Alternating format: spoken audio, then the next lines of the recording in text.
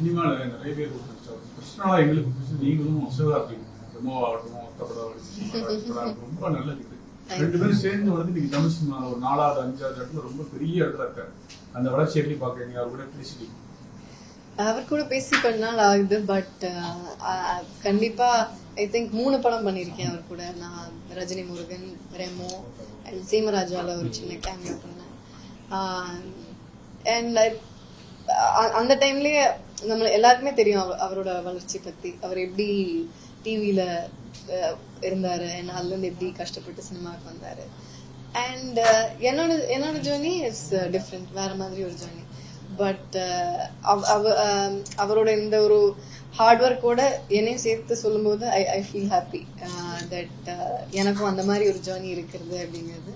And இப்போ ஞாபகம் வச்சு எங்களோட காம்பினேஷன் பத்தி சொல்றீங்க. So thank you sir. Ma'am, real லைஃப்ல இருக்கக்கூடிய ரீட்டாவுக்கும் ரியல் லைஃப்ல இருக்கக்கூடிய கீர்த்திக்கும் சேம் திங்ஸ் ஆர் கான்ட்ராடிக்ஷன்ஸ்? ரீட்டாக்கும் கீர்த்திக்கும் சில விஷயங்கள் சேமா இருக்கும். ரெண்டு பேருமே கொஞ்சம் ஸ்மார்ட்டானவங்க தான் அப்படின்னு சொல்லலாம். முடிச்சிடுறேன். கான்ட்ராடிக்டிங்கா இல்ல, கான்ட்ராடிக்டிங்கா பெருசா இல்ல, ஆல்மோஸ்ட் சேம் தான். அதான் ரீட்டா மாதிரியே ட்ரெஸ் பண்றாங்க.